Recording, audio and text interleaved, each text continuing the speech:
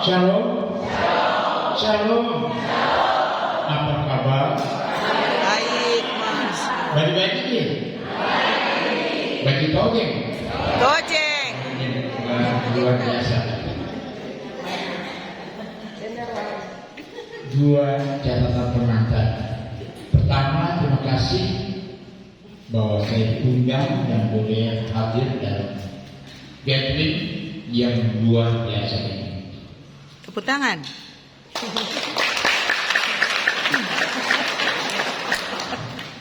Sungguh memberikan semangat dan spirit, bukan saja untuk kita yang hadir di sini dan bukan saja selama 1,5 hari di sini, melainkan saya percaya akan dibawa pulang ke rumah dan dibawa ke komunitas-komunitas yang khususnya PD kita masing-masing. Amin.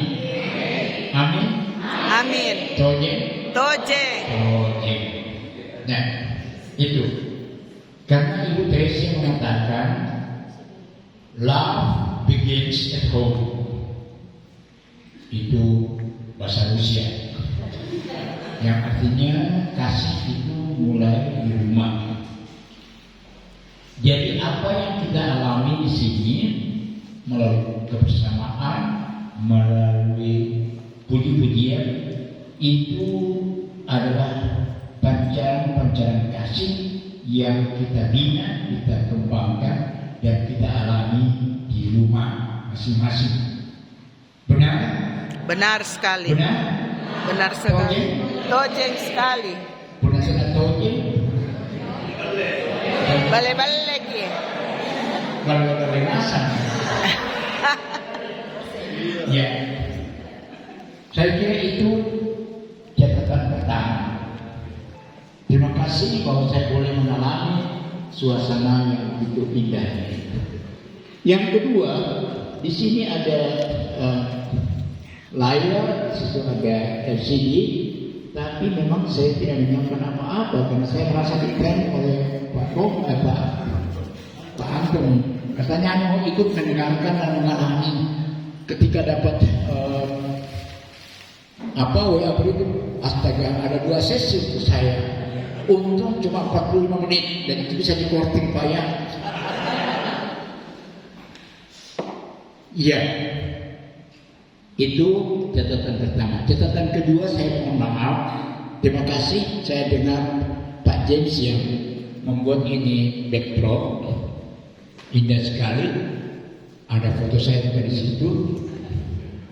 Dan namanya itu yang pertama, saya hampir tidak pernah memakai PR di belakangnya. Tidak pernah, sejak saya jadi imam saya tidak pernah memakai. Karena kalau saya imam itu pertama-tama berarti PR. Bukan karena sombong, tetapi kalau tidak ada MDR di belakang itu artinya imam diosesan projo. Yang lain kalau bukan mengenai gelar itu, 2 gelar yang pertama itu MDR hampir saya tidak pernah pakai. Tahu apa artinya MDR? Singkatan Monsignor. Itu adalah bahasa Prancis. Senior itu artinya tuan. Mon itu aku, tuanku. Saya merasa kalau saya dipanggil tuanku itu, saya itu orang badannya sedikit dan mau orang kecil. Ya, saya merasa kalau musuh menyebut musuhnya silahkan saja. Bahasa Italianya Monsignore, Monsignore sama tuanku. Saya merasa aneh kalau saya mesti menyebut diri saya Monsignore Timam. Ya, padahal ketika kita jadi imam, kami berjanji melayani, bukan menjadi tuan. Betul? Boleh ya?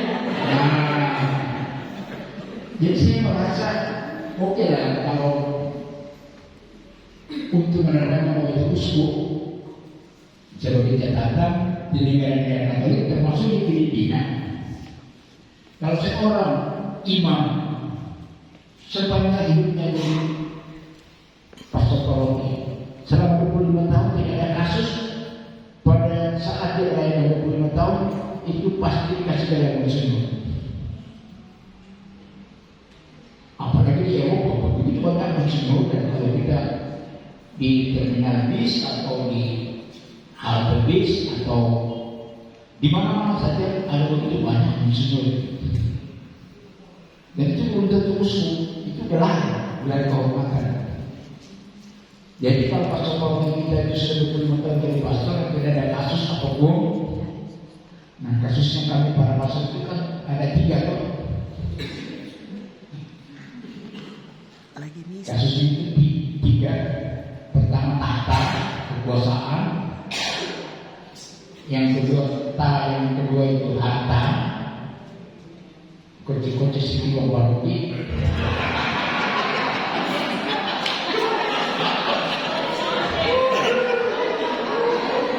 Dan yang ketiga mohon maaf, kebanyakan tahta di sini wanita. Tahu jadi? Contohnya ya, dijagailah dengan pastor supaya jangan terjerumus dalam 3 hal itu. Na taon na bere. Kalau pastor itu 25 tahun tidak ada kasus, paling sedikit yang ketahui usul dari ketahui oleh hukuman, itu pasti mendapat gelar monsinyur. Jadi monsinyur itu bukan sesuatu yang sangat istimewa. Maka ketika saya menulis nama saya tidak pernah menulis MDR. Ya paling-paling saya kasih tanda salib. Lalu di bawah uskup. Apalagi sekarang juga uskup emeritus. Jadi sejak awal saya mengatakan saya panggil uskup saja. Jangan monsinyur.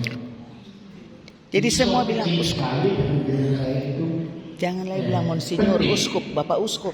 Iya, bapak uskup saja. Iya. Uskup saja tidak apa-apa. Iya. Baru salah kalau katakan tante. Tante uskup. Boleh, karena saya adalah hukum itu banyak menggunakan. Bahkan sekarang opa atau kakek, karena mereka ikut anak-anak yang kemenangan saya bilang opa atau kakek uskup. Oke, itu. Kemudian yang kedua DR, yang memang saya mendapat gelar itu, tapi saya tidak pernah pakai. Kalau saya memberikan ceramah atau seminar, ya baik tulis DR-nya. Tapi kalau bertemu dengan umat, tidak ada hukumnya saya pakai DR itu.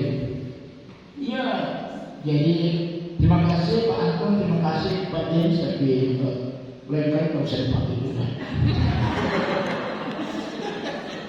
Untuk ke depan, maksudnya untuk ke depan kalau mau bikin apa-apa harus komunikasi dengan beliau. Bagaimana yang penulisan sebenarnya? Baik. Penulisan Jadi, punya nama. Saya tidak mau dengan gelar-gelar itu. Karena gelar itu bisa menjadi korban. Kalau penampilan kurang-kurang, mengatakan dokter apa itu? Nah, kita tidak selamanya itu siap untuk berbicara seperti ini.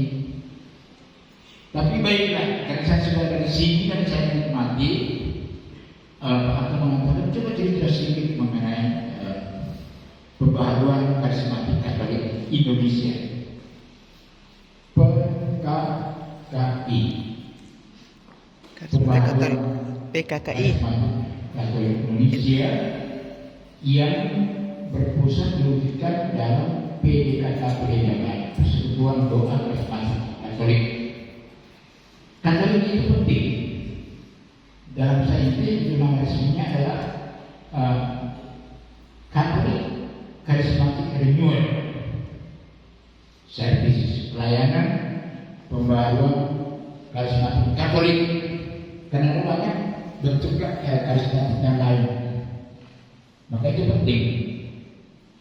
Nah, tandanya Katolik itu ya kita pertama-tama setia kepada iman Katolik seperti yang kita ucapkan ketika kita mengucapkan atau menyanyikan aku percaya credo in Deum, lalu ada berapa?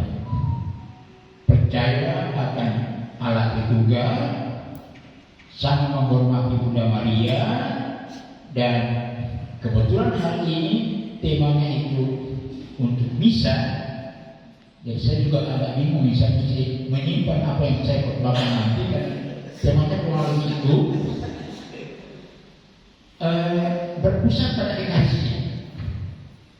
Tadi saya mengatakan saya bangga, saya terharu menyaksikan kelompok ini walaupun dikatakan tidak semua hadir, tapi sudah luar biasa.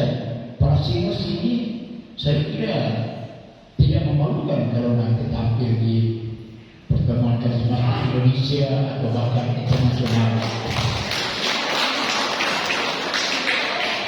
Tuh ini, saya rasa sangat bagus, lagu-lagunya juga itu sangat inspiratif, sangat membantu kita memeditasi. Oke, jadi cirinya itu kita setia akan iman Katolik, seperti yang kita ucapkan dalam 12 perkara iman. Tentu kita percaya akan Allah Tritunggal, sebagaimana dirumuskan dalam Credo itu. Kita percaya bahwa Ekaristi itu menjadi pusat kehidupan kita sebagai orang Kristen.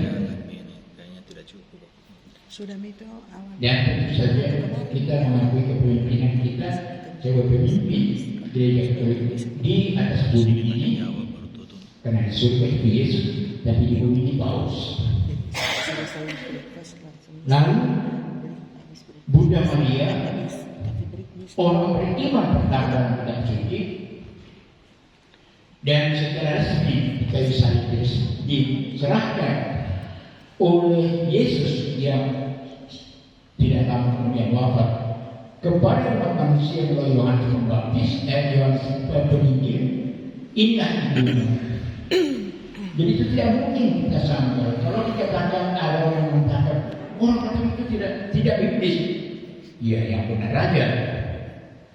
Kita berdoa Bapa Kami itu diajarkan oleh Yesus dalam Injil. Kita berdoa Salam Maria yang seluruhnya bagian pertama salam dia itu sangat alkitabiah, sapaan malaikat, sapaan Elizabeth kepada Maria. Jadi itu Credo para Rasul, Allah Tritunggal, pusatnya pada Ekaristi. Kita menghormati Bunda Maria, dan pemimpin gereja kita di atas muka bumi ini hanya satu, yaitu Paus. Dan kemudian di gereja-gereja setempat dipimpin oleh para uskup. Jadi dalam hal kewenangan atas gerejanya yang disebut keuskupan, maka uskup di Makassar, uskup dimanapun itu antara tanda petik setara dengan uskup di Roma yang itu Paus. Tapi sebagai pemimpin gereja Katolik sedunia hanya Paus di Roma lah yang kita percaya merupakan pengganti Petrus. Jadi itu mengenai mengapa dalam penamaan itu harus ada pembaharuan karismatik Katolik. Katolik karismatik renewal, pembaharuan. Mengapa pembaharuan? Karena ya setiap saat sebetulnya kita harus memperbaharui diri. Betul? Betul? Karena setiap hari kita itu mengucapkan saya mengaku. Betul? Apalagi ibu-ibu bapak-bapak yang ikut misa, dan setiap kali kita mengatakan aku mengaku, kita mengakui apa yang salah dan kita berjanji untuk memperbaikinya. Allah Maha Rahim, aku misal harus takut sebab patut hukum karena telah menghina engkau, yang baik bagiku. Aku berjanji dengan pertolongan rahmatmu, aku menjaga segala dosaku dan berjanji dengan pertolongan rahmatmu hendak memperbaiki diri dan tidak akan berbuat dosa lagi. Jadi selalu ada janji untuk memperbaharui diri, bukan hanya kata-kata. Karena kata-kata dan kata itu mempunyai kekuatan dagang. Allah bersabda, maka semua menjadi jadi. Maka orang-orang yang percaya kepada Allah dan oleh Allah menjadi baik Roh Kudusnya, dan kita semua adalah orang-orang itu karena kita sudah diperbandingkan dalam Roh Kudus. Orang-orang itu juga kata-kata itu mempunyai daya sakti. Betul? Betul? Betul. Jadi kata-kata Anda, kata-kata Anda itu mempunyai daya, bisa memberkati. Saya masih terbawa bahasa barat dari Cuma pian itu artinya Anda. Kata, ini kacau. Waktu pertama kali saya pulang dari Italia, lalu saya singgah di Jogja, karena saya sudah tahu saya akan ditempatkan kembali situ. Saya bicara dengan ibu di dapur. Saya ngomong terus, ibu itu bilang, tahu mau bahasa apa? Saya sebut ternyata masih bahasa Italia. Nah, itu apalagi kalau otaknya sudah mulai agak usang gitu. Lalu satu kali juga ini cerita sedihnya, pada hari Minggu biasanya kan di Bibo waktu saya di Roma. Lalu uskup dan Bibo waktu itu tinggal di asrama lain, saya di asrama yang lain. Dan saya datang setahun kemudian. Hari Minggu kami janjian, lalu kami mengunjungi pastor yang dulu menjadi pemimpin kami di seminari di Jalan Raya. Orang yang baik sekali, orang yang saleh sekali, Pastor Paskin namanya. Nah, satu kali kami duduk di kamar tamu bertiga, lalu bunyi bel. Nah, pastornya itu keluar. Nah, saya dengar mereka berbahasa Indonesia. Ini siapa yang datang ya? Terus sesudah ibu itu pulang, beliau masuk mengatakan, mohon maaf, tadi itu saya kira saya baru satu kali, ternyata saya berbahasa Indonesia, karena sekian lama. Beliau meninggal di Makassar tahun 1971, dan waktu itu tahun 1980 berapa, 83 mungkin. Lancar sekali bahasa Indonesia. Siapa yang datangnya? Itu. Jadi harus pikir dulu ini bahasa apa supaya jangan keluar bahasa roh. Nah, jadi itu pembaharuan karismatik Katolik Indonesia. KKI. Dari mana datangnya? Dari amanat Konsili Vatikan kedua yang diselenggarakan di Vatikan tahun 1962 sampai 1965. Nah, ketika almarhum atau Santo Yohanes ke-23 membuka konsili itu pada tanggal 6 Oktober 1982, beliau mengatakan gereja itu harus berbaharui. Lalu secara simbolis beliau membuka jendela dan mengatakan biarlah udara segar itu masuk dalam gereja. Nah, mulai waktu itu dibicarakan oleh para uskup, para kardinal di Roma, dan salah satu keputusan ialah gereja kita harus diperbaharui. Karena pembaharuan secara besar-besaran yang terakhir itu pada tahun 1550 sekian, sesudah gerakan Luther. Sesudah Luther memisahkan diri dari gereja Katolik, dan itulah yang menjadi awal mula dari ratusan ribuan gereja-gereja Protestan sekarang ini. Karena katanya Luther itu kan seorang pastor. Mungkin ada yang tahu di Papua, khususnya di Manokwari, seorang itu ada pastor OSA, Ordo Santo Agustinus. Nah, Luther itu anggota dari Ordo Santo Agustinus. Dia pastor, orang Jerman. Dia memperbaharui, tapi akhirnya kebablasan. Mereka menjadi orang-orang yang protes terhadap Katolik, maka disebut orang Protestan. Baik, jadi Konsili Vatikan kedua mengamanatkan supaya gereja diperbaharui. Salah satu cara pembaharuan ialah supaya umat semakin banyak membaca kitab suci. Salah satu produk dari Konsili Vatikan kedua itu adalah tentang wahyu Dei Verbum, yang saya kira sudah diajarkan oleh Pastor Aidan kalau ada pembahasan kitab suci di katedral hari setiap hari Senin dan hari Jumat. Baik, itu salah satu pesan dari Konsili Vatikan kedua. Gereja yang harus terbaharui, dan untuk itu kita harus kembali kepada kitab suci. Karena sampai saat itu kitab suci itu kebanyakan masih ditulis dalam bahasa Latin atau bahasa Latin.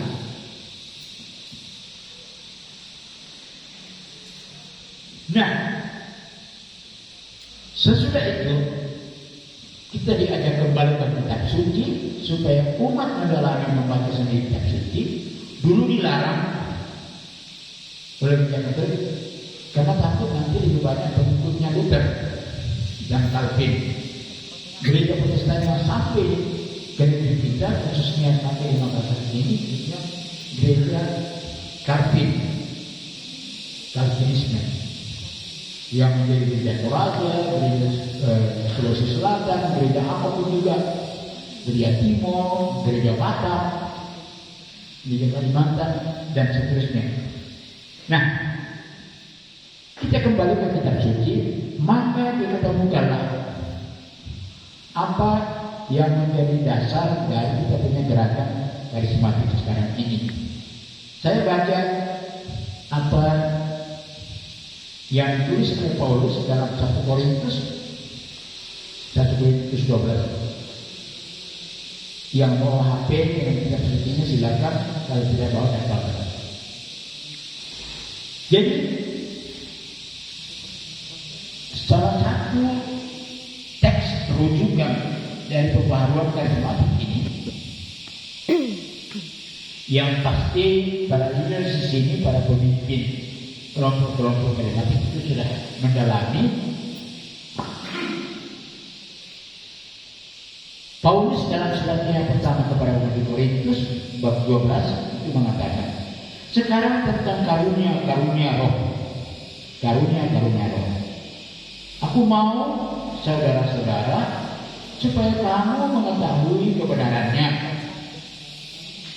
Kamu tahu bahwa pada waktu kamu masih belum mengenal Allah, belum dibaptis, kamu bisa kita baca 1 Korintus 12. Saya mau membaca ayat 1 sampai dengan 11. Aku mau saudara-saudara supaya kamu mengetahui kebenarannya. Kamu tahu bahwa pada waktu kamu masih belum mengenal Allah, kamu tanpa berpikir ditarik kepada berhala-berhala yang bisu. Ya, coba baca ya. Karena itu aku mau meyakinkan kamu bahwa tidak ada seorang pun yang berkata-kata oleh Roh Allah dapat berkata-kata bersebut Yesus, dan tidak ada seorang pun yang dapat mengaku Yesus adalah Tuhan selain oleh Roh Kudus. Ada rupa-rupa karunia tetapi satu Roh, dan ada rupa-rupa pelayanan tetapi satu Tuhan, dan ada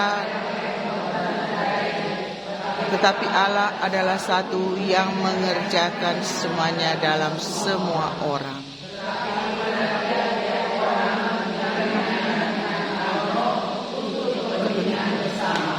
Sebab kepada yang seorang Roh memberikan karunia untuk berkata-kata dengan hikmat, dan kepada yang Roh yang sama memberikan karunia berkata-kata pengetahuan.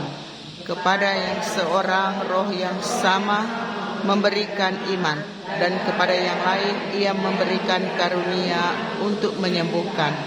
Kepada yang seorang Roh memberikan kuasa untuk mengadakan mujizat, dan kepada yang lain Ia memberikan karunia untuk bernubuat, dan kepada yang lain lagi Dia memberikan karunia untuk membedakan bermacam-macam roh. Kepada yang seorang Ia memberikan karunia untuk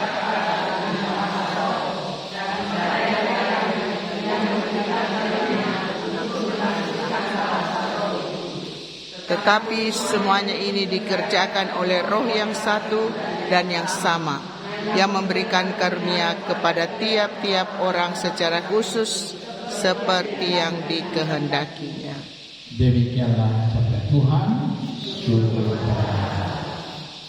Dan dengan syukur kepada Allah sebenarnya saya boleh berhenti.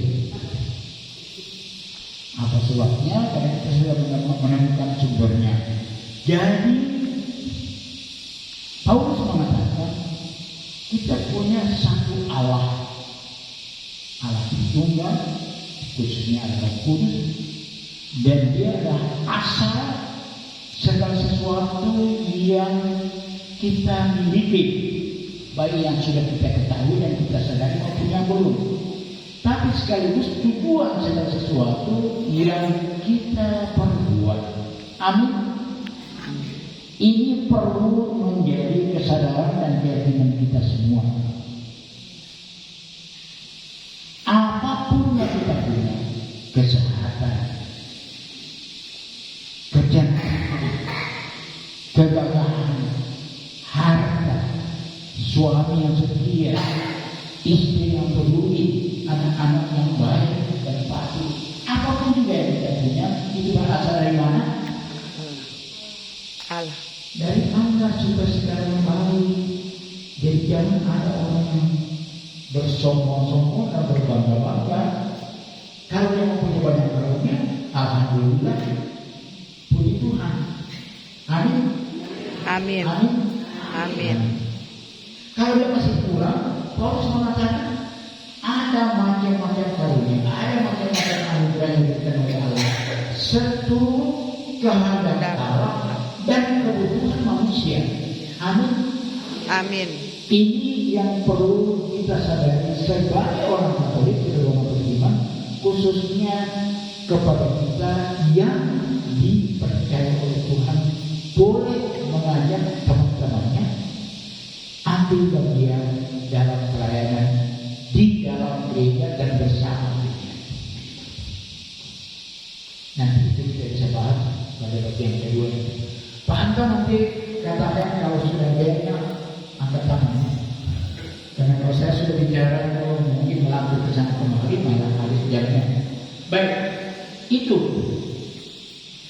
Jadi ini semangat yang dikembangkan dalam kebaharuan karismatik Katolik. Sang Alitalia bukan karena kita tiru kepada yang lain. Memang ada gereja Pentakosta. Ada macam-macam gerakan karismatik di atas muka bumi ini, dan makin hari makin banyak. Tetapi ada satu saja pembaharuan karismatik secara Katolik dengan rambu-rambu yang tadi saya sebutkan, dengan dasarnya kalau kita suci. Ini antara lain.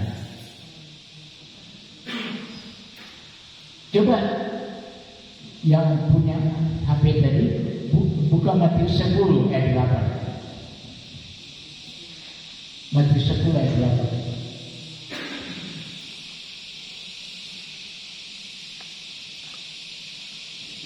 Matius 10 ayat 8. Matius. Injil Matius ya. Matius 10 ayat 8. Sembuhkanlah orang sakit. Nah, luar biasa. Ayo coba dibaca. Sembuhkanlah orang sakit, bangkitkanlah orang mati, tahirkanlah orang kusta, usirlah setan-setan. Kamu telah memperolehnya dengan cuma-cuma, karena itu berikanlah pula dengan cuma-cuma. Luar biasa. Jadi ketika Yesus mengutus murid-muridnya itu mulai mengajar dan melakukan apa yang mereka saksikan dibuat oleh Yesus, ini pesannya. Banyak sekali kemampuan dan kekuatan yang diberikan kepada kita sebagai murid Yesus. Dengan catatan ini semua diberikan secara cuma-cuma. Jadi berikanlah dengan cuma-cuma. Berikanlah pula, lanjutkan dengan cuma-cuma, jangan ada cepet-cepetnya. Beliau ini dari andalan tapi tidak ada sisi, tidak ada cepet-cepetnya. Ya, itu yang harus kita pegang. Dan bisa jadi yang disebut orang beriman Kristiani yang bukan klerus, bukan uskup, bukan pastor, bukan juga biarawan, mempunyai karunia seperti ini lebih banyak. Betul? Betul, Tojeng. Karena boleh mengatakan masing-masing diberi sesuai dengan kehendak Tuhan. Kemampuan orang itu dan kebutuhan orang banyak. Jadi ketika kita dipermandikan, kita dibekali dengan kemampuan-kemampuan seperti yang ada pada Yesus. Karena Roh Yesus itu ditiupkan ke dalam diri kita. Masalahnya ialah seringkali kita mempunyai harta itu ibarat kita mempunyai berlian, intan, kalau kita simpan dalam saku atau kita simpan dalam kotak yang begitu indah dan kita simpan dalam lemari besi. Lalu kadang-kadang kita lihat dan kita nikmati. Itulah yang disadari oleh para uskup dalam konsili. Selama sekian ratus tahun umat itu tidak dibukakan pintu untuk mengamalkan karunia-karunia yang Roh Kudus berikan kepada mereka dan untuk diabdikan kepada sesama. Jadi saya ambil kesimpulan langsung, berbahagialah kakek yang hadir di sini dan teman-teman yang sudah digerakkan oleh Roh, entah melalui pelayanan apa seperti Pak Agus dari malam saksikan dan siapa lagi itu. Ada saatnya di mana Allah dalam kuasa Roh itu menyentuh kita. Untuk itu dibutuhkan kepekaan hati, bukan pertama-tama pikiran, tapi kepekaan hati untuk menanggapi sentuhan-sentuhan itu.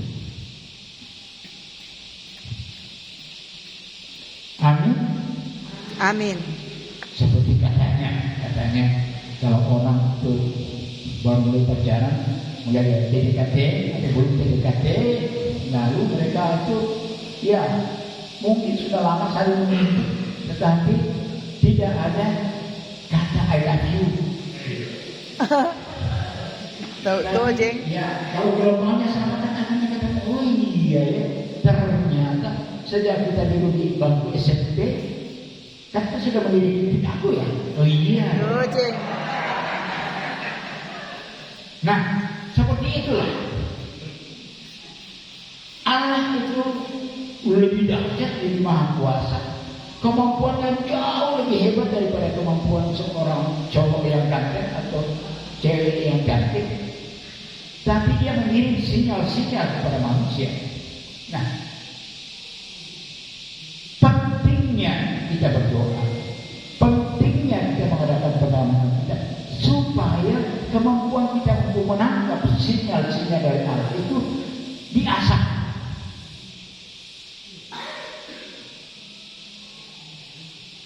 Seperti doa tadi pagi, memang sengaja saya ikut doa tadi pagi supaya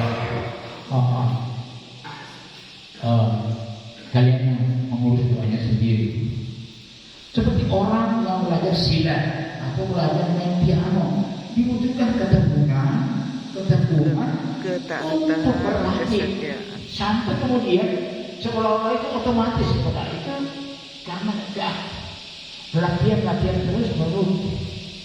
Orang mengatakan dia sudah mempunyai tenaga dalam. Sebetulnya bukan tenaga dalam, itu tenaga Allah yang menjadi bagian dari hidupnya karena dia membuka hati, membuka pikiran untuk sentuhan sinyal-sinyal kasih dan kuasa Allah yang ditujukan kepadanya. Maka itu pentingnya sangat perlunya gerakan-gerakan awam seperti pembaharuan karismatik ini, supaya Anda kakte yang sudah menangkap sinyal-sinyal kasih Allah untuk melanjutkan karya Yesus tadi yang begitu luar biasa dan begitu luas, supaya bisa disampaikan dan dibagikan kepada umat lain seperti yang kita buat tadi malam. Memang sangat singkat, hanya oleh beberapa orang, tapi itu semacam contoh bagaimana kita membagikan kepada orang lain apa yang kita alami. Kelihatannya mungkin sepele dan sederhana, ya, karena itulah perlu kita mengadakan prayer meeting.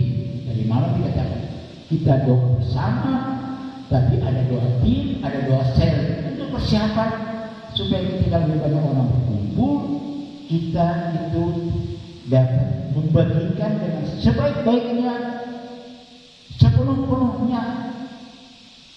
Sebuah proses yang mungkinnya karena kita selalu ada keterbatasan. Apa yang kita alami itu kepada orang lain, bukan untuk membanggakan diri, tapi untuk bersyukur bahwa kita boleh mengalami pengalaman seperti itu. Kata orang lain,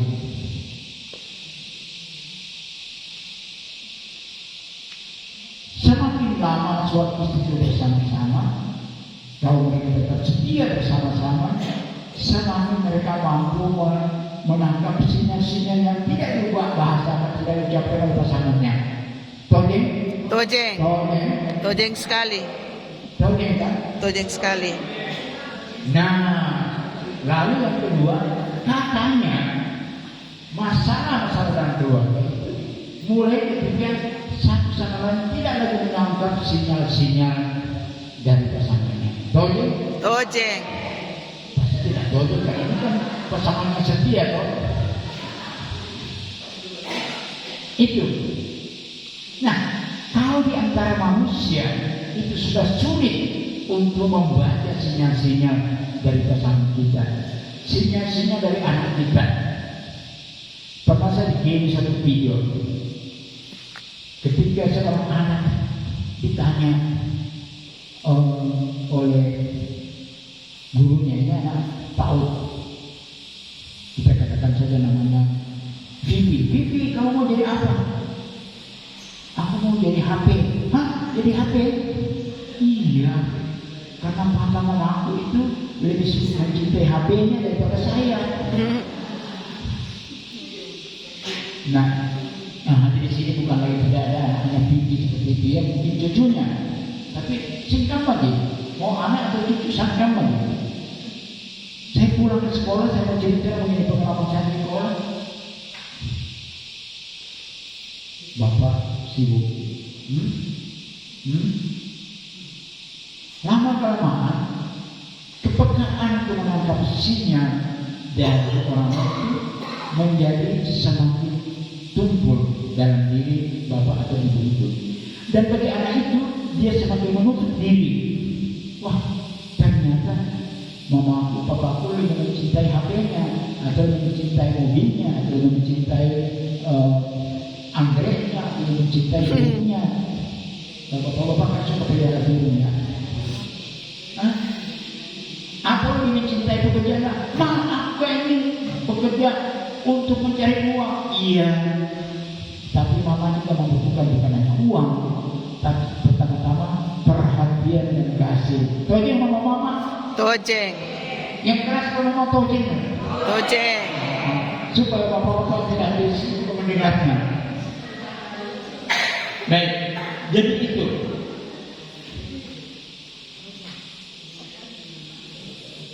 Sudah berapa?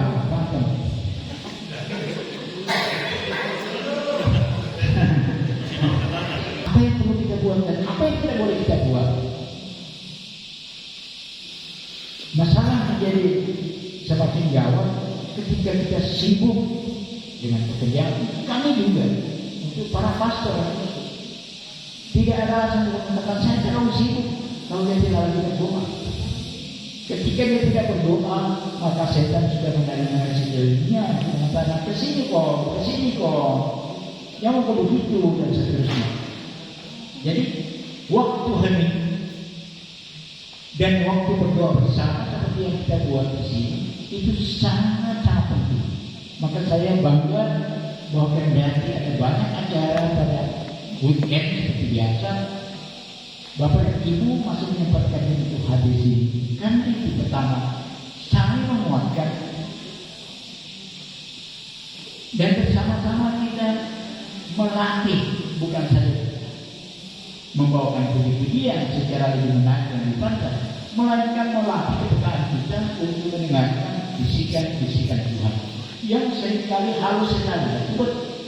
Contoh kecil tadi, anak kecil dia lebih suka mau menjadi HP daripada menjadi dokter atau menjadi apa, mau menjadi notaris atau menjadi pengusaha, dia suka menjadi HP saja. Karena ternyata orang tuanya itu lebih mencintai HP daripada dia. Nah, itu contoh yang sama-sama. Apalagi hubungan kita dengan Tuhan. Tuhan kita tidak lihat, tapi kita tahu Tuhan ada. Betul? Betul? Tuhan ada. Amin. Kalau tidak kita pasti bohong. Yesus mengatakan, aku menyertai kamu sampai akhir zaman, mulai saat ini dan saat ini berikut dan seterusnya. Yesus mengatakan, tempat ibadah memuji Allah itu bukan lagi Yerusalem, bukan juga di katedral, bukan di Andrew Nandara, bukan di gereja Asisi, tapi dalam roh dan kebenaran yang ada dalam hati kita. Tojeng. Jadi kalau kita sibuk di gereja, mohon maaf lah, saya kagum ada bapak-bapak yang masih di gereja, tapi jangan lupa apa yang dikatakan oleh Ibu Teresa dan kagum lah. Love begins at home. Cinta kasih itu mulai di rumah. Ketika kita sibuk di gereja, mengurus sampai semua diri, mengurus pastoran, mengurus kesukaan, tetapi kemudian di rumah atau suami atau istri mengatakan, kalau itu lebih baik saya jadi uskup deh. Lebih baik saya tinggal di pastoran juga deh. Lalu ini ada sesuatu yang sangat rancu. Kasih yang kita bawa dari rumah, yang kita kembangkan dari rumah itu, yang kita bagikan ke orang-orang di mana pun juga, di pasar, di gereja, kita tertugas, kita profesi. Ternyata di surganya itu tidak ada. Maka air kasih itu sudah kering di rumah, sehingga semuanya kersam. 5 orang di rumah ketika berkumpul semuanya sibuk dengan HP-nya. Yang satu keluar HP-nya tergantung ini, lalu kita menghadapi barang benda yang kecil itu. Kalau dulu ya kita boleh ngomong satu masakan, kita ngomong. Sekarang tidak ada ngomong. HP. Begitu ribet semua ambil HP-nya. Kadang-kadang 3. Ada tablet, ada apa lagi. Ada kapsul, ada tablet, ada ember. Ada telepon, mungkin sampai ke kutub selatan, kutub utara. Orang di depannya tidak canggah. Ada Oppo. Tapi saya yakin situasi seperti itu tidak dialami oleh KPKT. Amin. Tidak. Tojeng. Amin ya. Amin. Amin. Amin. Ingat kata-kata yang keluar dari mulut seorang sekali baptis itu adalah kata-kata bertuah yang sakti, membawa berkat. Dalam bahasa Latin itu benedicere, artinya mengatakan yang baik. Kalau itu yang baik, maledicere, kata-kata yang buruk. Maka jangan lalu kalau orang tua mengatakan lebih baik kau jadi anjing. Wah, nanti tidak bisa sungguh-sungguh seperti anjing.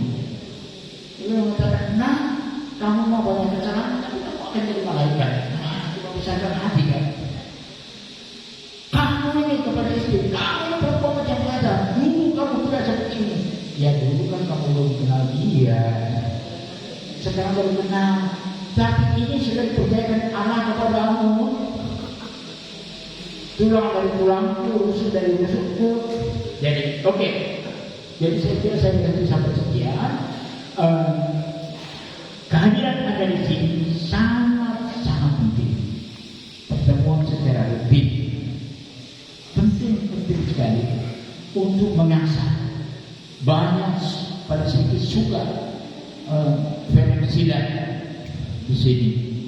Ya, orang belajar silat itu bertahun-tahun sampai seolah-olah dia mempunyai kekuatan lagi. Itu kan keluar lagi pengharapannya. Apalagi dengan Allah. Ketika kita murah hati kepada Allah, memberikan diri kita, apapun juga bentuknya, itu akan berbuah berlipat ganda. Jadi kesimpulannya, Anda masuk pembaruan semacam ini sudah sangat tepat. Kalau belum tahu, ya nanti bagian kedua kita bicarakan. Kalau sudah tahu, semakin tahu, dan abdikan itu kepada sesama. Saya pernah mendengar bahwa orang yang sangat sehat itu adalah orang yang seringkali donor darah, karena darahnya selalu berbahagia. Nah, darah khusus yang kita minum, rohnya yang diberikan kepada kita itu jangan sampai ditumpah-tumpah sendiri. Itu harus bagikan